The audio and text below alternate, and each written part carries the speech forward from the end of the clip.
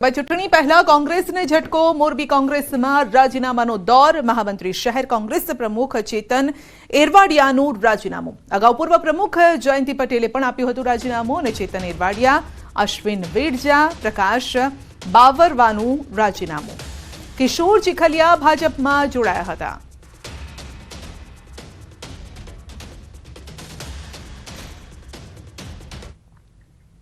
આણંદથી અકસ્માતની ઘટના સામે આવી છે। બેફામ કાર ચાલકે કાર અને બાઇકને અડફેટે લીધું છે। 3 વાહનોને અડફેટે લઈ કાર બિલ્ડિંગમાં અથડાઈ હતી અને કાર ચાલક સહિત 3 લોકો ઇજાગ્રસ્ત થયા છે। કાર ચાલક નશાની હાલતમાં હોવાની પણ શક્યતા છે। તો અકસ્માતના સીસીટીવી ફૂટેજ સામે આવ્યા છે, જેમાં આપ જોઈ શકો છો કે કાર ધડાકાભેર અથડાઈ હતી, બાઇક પણ ફંગોળાઈ ગયું હતું અને કારને પણ નુકસાન પહોંચ્યું છે। જો કે જોરદારથી ધડાકાભેર અવાજ આવ્યો તો આસપાસના લોકો પણ એકત્રિત થઈ ગયા।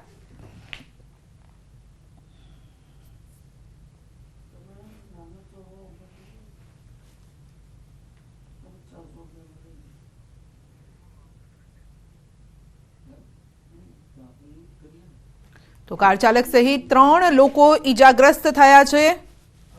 કાર ચાલક નશાની હાલતમાં હોવાની શક્યતા છે। અકસ્માતની વધુ એક ઘટના સામે આવી છે। આણંદથી આ દ્રશ્યો સામે આવી રહ્યા છે। બેફામ કાર ચાલકે કાર અને બાઇકને અડફેટે લીધું હતું। તો 3 વાહનોને અડફેટે લીધા હતા, ત્યારબાદ લોકો પણ એકત્રિત થઈ ગયા।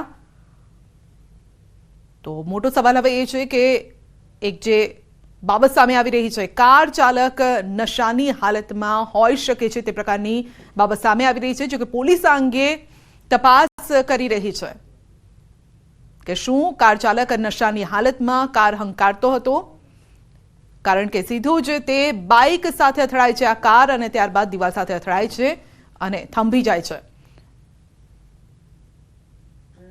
તો જે કાર ચાલક હતું તે પણ લોહી લુહાણ થયો હોય, એક મહિલાને પણ ઈજા થઈ છે, તે પ્રકારની વિગતો સામે આવી રહી છે। વધુ અપડેટ મેળવીશું સંવાદદાતા જનક પાસેથી। જી જનક, ચોંકાવનારા એક વિડીયો દ્રશ્ય સામે આવી રહ્યા છે, પરંતુ અકસ્માત થયો કેવી રીતે? એક બાબત એ સામે આવી રહી છે કે કાર ચાલક નશામાં હોઈ શકે છે।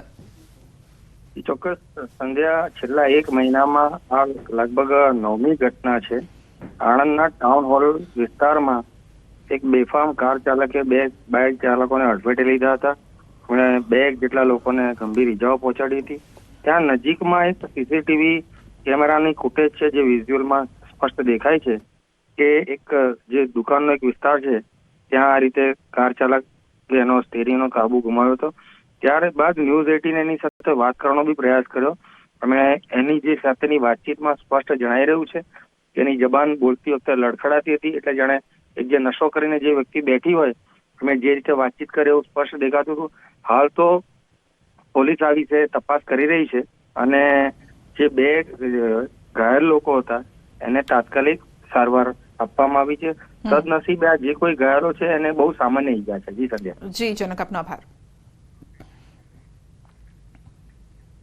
સુરતમાં પરણિતાએ 9મા માળેથી લગાવી છે છલાંગ। 30 વર્ષીય પરણિતાએ કર્યો છે આપઘાત અને ઘરની બાલ્કનીમાંથી મોતની છલાંગ લગાવી છે।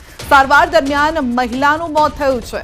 તો પરણિતાએ 9મા માળેથી છલાંગ લગાવીને આપઘાત કર્યો છે। 30 વર્ષીય પરણિતાએ આપઘાત કર્યો છે, તો બાલ્કનીમાંથી છલાંગ લગાવી હતી। વધુ અપડેટ મેળવીશું સંવાદદાતા કીર્તેશ પાસેથી। જી કીર્તેશ, એક મહિલાનું મોત અને આપઘાતનો આ કેસ છે, શું કારણ આની પાછળ? બિલકુલ, સુરતના પાલ વિસ્તારમાં રહેતી 30 વર્ષીય પરિણીત મહિલા અચાનક પોતાના ઘરના 9મા માળેથી એટલે કે બાલ્કનીમાંથી જે રીતે જમ્પ લાવી મોતને વાલું કર્યું છે, જેને લઈને સમગ્ર વિસ્તારમાં ચકચાર મચી જવા પામી છે। કારણ કે પરિણીતાએ 9મા માળેથી જે રીતે આપઘાત કર્યો છે તેને લઈને ઘણા બધા રહસ્યો ઘૂંટાઈ રહ્યા છે। કારણ કે મહિલાએ એવું તો શું થયું કે 9મા માળેથી કૂદીને આપઘાત કરવો પડ્યો? મહિલાનું પડતાની સાથે ઘટના સ્થળે કરુણ મોત થયું છે। ઘટનાની જાણ થતાં પોલીસ તાત્કાલિક ઘટના સ્થળે દોડી જઈ આ મામલે તપાસનો ધમધમાટ શરૂ કર્યો છે। હાલ આ મહિલા મોતને પેટી છે, તેને લઈને તપાસ તેજ કરવામાં આવી છે। જી કીર્તેશ, આપનો આભાર।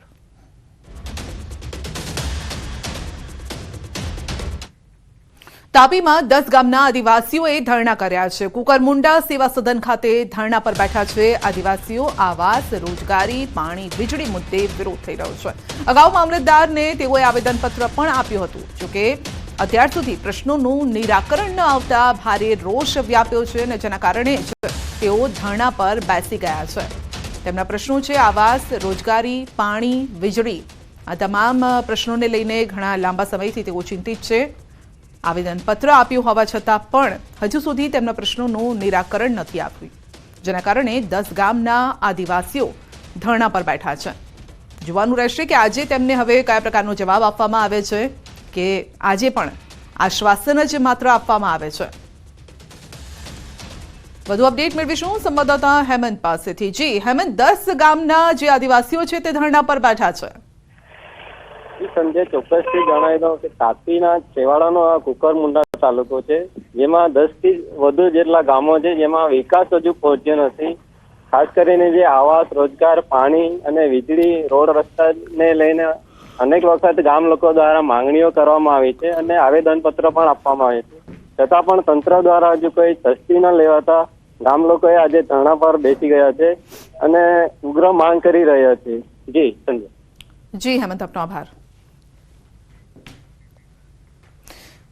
ખંભાળિયા પોરબંદર હાઈવે પર ગાંડા બાવળનું સામ્રાજ્ય વધી જતા વાહન ચાલકોને હાલાકી વેઠવાનો વારો આવ્યો છે. રોડની બંને સાઈડ પર 5 થી 6 ફૂટ સુધી બાવળની ડાળખીઓ આવી જતા વાહન ચાલકોને બાવળ વાગવાની શક્યતા છે. ઉપરાંત બાવળના કારણે સામસામે આવતું વાહન પણ જોઈ શકાતું નથી, જેથી અકસ્માતનો ભય વધુ રહે છે. વાહન ચાલકોની માંગ છે કે ખંભાળિયા પોરબંદર પાસે આવેલા ગાંડા બાવળને વહેલી તકે દૂર કરવામાં આવે, જેથી વાહન ચાલકોને મુશ્કેલીનો સામનો ન કરવો પડે.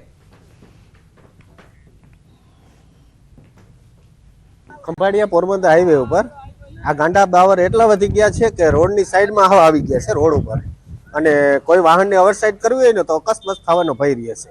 તો તંત્રને એવી માંગ છે કે વહેલી તકે આ બાવળનો નિકાલ કરે. અત્યારે આપણે ખંભાળિયા પોરબંદર રોડ ઉપર જોઈ શકીએ કે રોડ ઉપર જે ગાંડા બાવળ છે એ રોડ ઉપર એટલા બધા આવી ગયા છે કે 2 વ્હીલ વાળાને અપડાઉન જે કરતા હોય 2 વ્હીલ વાળા, એના માટે અકસ્માત સર્જે એવી પરિસ્થિતિ નિર્માણ થાય છે. જે આ ગાંડા બાવળ જે રસ્તા ઉપર આવી ગયા છે એના માટે થઈને વાહન લઈને જવામાં તકલીફ પડે છે. ખાસ કરીને જ્યારે 2 વાહન સામસામે આવી જાય છે ત્યારે સાઈડમાં, અને જ્યારે પવન વધારે હોય છે ત્યારે સામેથી વાહન આવતું હોય છે તો એ તકલીફ પડે છે કે આપણી બાઇક એ બાજુ જવામાં બાવળ લાગવાની બીક છે.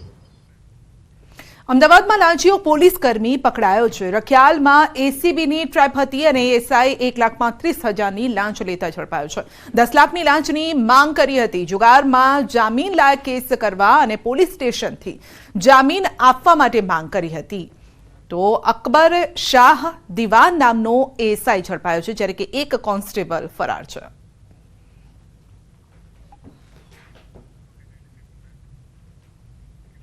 સુરતમાં આશ્રમ રોડ પરથી ત્યજી દેવાયેલી હાલતમાં બાળકી મળી આવી છે. શહેરના કતાર ગામમાં તાજી જન્મેલી બાળકી મળી આવી છે.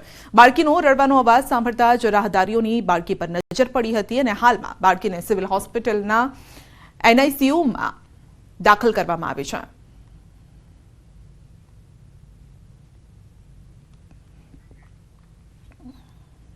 અહીંયા સુરત સિવિલમાં સવારે 108 વાળા એક નવજાત બાળકીને લઈને આવેલા હતા, જે કતારગામ બાળાશ્રમ પાસેથી મળી આવેલ હતી.